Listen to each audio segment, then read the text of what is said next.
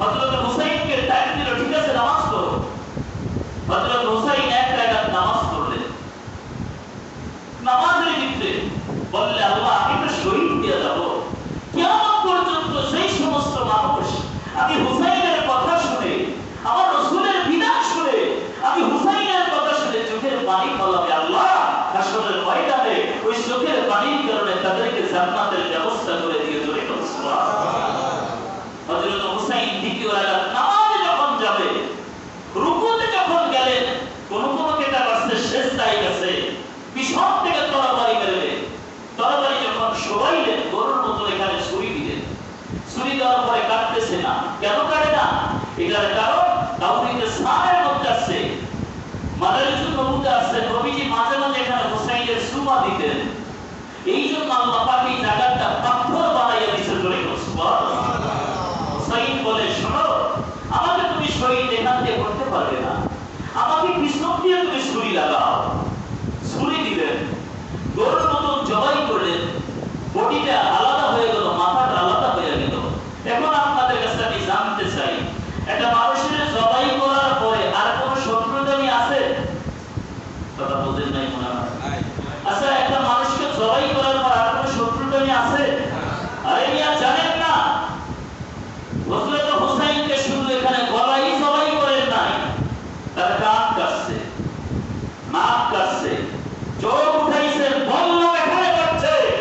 শুধু তাই নয়, সেই কারবালার ময়দানে পার ভিতরে রশি বেঁধে গোরার সাথে এই কারবালার ময়দান ঘুরাইছে। জোরে কথা নাউজুবিল্লাহ। বললাম ভিতরে ঢুকাইয়া বলছিল, ওই আমরা আজকে নিরাপত্তা হয়ে গেলাম, নবীর আমরা বিদায় করে দিলাম। ওই সময় একজন দাঁড়িয়ে বলছিল, কি সাবধান, কার গলায় ছুরি মারছো, কার গলায় বিদ্ধ বললাম বলছো। তুমি কি জানো এমন একজন নবীর নাতি, সেই নবী জমিয়ে দাঁড়াইয়া আসমানটারে ইশারা করে দুই টুকরা বানাইয়া দিয়েছে। জোরে বল সুবহানাল্লাহ। বুখারীর হাদিস নিয়া, কোন নবী? যেই নবী রাস্তা দিয়ে গেলে পাথরের উপর বারবার একটা মোমের মতন বলে যাইতো। জোরে বল সুবহানাল্লাহ। কোন নবী? হযরত আবু বকর সিদ্দিক রিওয়ায়াত করে, আমার হুজুরের সাথে একদিন রওনা করলাম।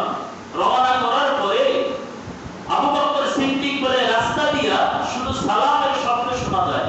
কিসে? সালামের। আসসালামু আলাইকুম, আসসালামু আলাইকুম, আসসালামু আলাইকুম। আবু বকর সিদ্দিক বলে, ইয়া রাসূলুল্লাহ, কোন মানুষ দেখি না, জিনও দেখি না, সালাম কে দেয়? আমার নবী মুস্কি হাসি দিয়া বলে, আবু বকর, আমি রাসূল রাস্তা দিয়া গেলে আমারে গাছ গাছায় সালাম দেয়। জোরে বল সুবহানাল্লাহ। বাবা একটু সাবধান, ব্রেনটা একটু ক্লিয়ার রাখবে। দুনিয়ার মানুষ স্বার্থপর, মদিনার নবী বলে, আমি স্বার্থপর না। উম্মত, আমি রাসূল বেশি দূরে না। পাঁচ ওয়াক্ত নামাজ পড়ো, তাহাজ্জুদের নামাজ পড়ো, ইশরিকাত ওয়াবিন পড়ো, রাতে গভীরে তাহাজ্জুদের নামাজ পড়ে মুরাকাবা করো। একাধারে 40 দিন যদি তুমি মুরাকাবা করতে পারো, আমি মুস্তাফার প্রতি দুরূদ সালাম করতে পারো, আমার সাথে ভক্তি শ্রদ্ধা রাখতে পারো, আমি রাসূল তোমার সাথে দিদার দিব। জোরে সুবহানাল্লাহ। পারে না? আরো জোরে বলুন। হযরত হুসাইন তারে শহীদ করলেন। নামাজের প্রায় সময়টাই আইসা গেছে, শর্ট করতেছি। হযরত হুসাইনকে শহীদ করলেন। শহীদ করার পরে বললাম যে মিছিল করলেন। মিছিল করার পরে শিমর রওনা করলেন হুসাইনের মাথা নিয়ে। কি নিয়ে? মাথা নিয়ে রওনা করলেন, এজিদের কাছে যাবে। কার কাছে? এজিদের কাছে যাবে, তার স্বর্ণ মুদ্রা দিয়ে। এই সময় রওনা করলেন, যাইতে যাইতে যাইতে পথের মধ্যে যাইয়া দেখে এক পাদ্রী জিজ্ঞাসা করেন, আচ্ছা এই মাথাটা কার?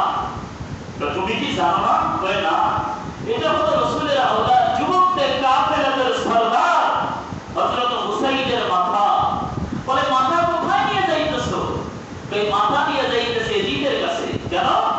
সে 1000 স্বর্ণ মুদ্রা দিবে, উট দিবে, অনেক কিছু আমাকে দিবে। শোনো, আমি আমার 600 উট আছে, তারা নিয়ম অনুযায়ী উট তারা খানা খায়, আমার খাবারই তো না। তুমি যদি থাকো আজকে রাতটা, তোমার আমি 300 উট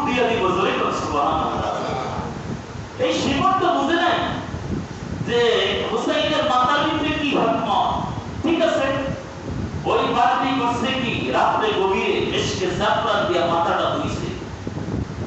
মাথাটা ধোয়ার পরে একটা টেবিলের উপর রাখলেন। মাথাটা রাখার পরে ওই পাদ্রী বলে, ওই আল্লাহর কসম দিয়া বলে, আমার ঘরটা মনে হয় আলোকিত হইয়া গেছে। সুবহানাল্লাহ। দেখি আমার ঘরটা থরথর করে কাঁপতেছে। কিছুক্ষণ পরে দেখি একটা পাখি আসলেন। আসার পরে পাখিটা হোসাইনের কপালে চুমা দেয়, ডান গালে বাম গুলো কণ্ঠনালীর মধ্যে চুমা দেয়। আমি জিজ্ঞাসা করলাম, কিও? পাদ্রী বলেন, আমি জিজ্ঞাসা করলাম, আপনার পরিচয় কি? বলে, আমাকে তুমি চিনবা না। আপনি বলেন আপনার পরিচয় কি? তো আমার পরিচয় হলো, আমি হলাম সাইয়্যিদাতুন নিসাইল জান্নাহ ফাতেমা। আমি হুসাইনের মা ফাতেমা। জোরে বলুন সুবহানাল্লাহ।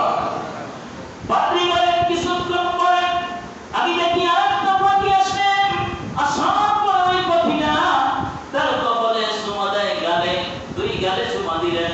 আমি জিজ্ঞাসা করলাম, আপনি কি আপনার পরিচয় দেন? বলে, আমার পরিচয় দিলে তুমি চিনবে না। কয়, না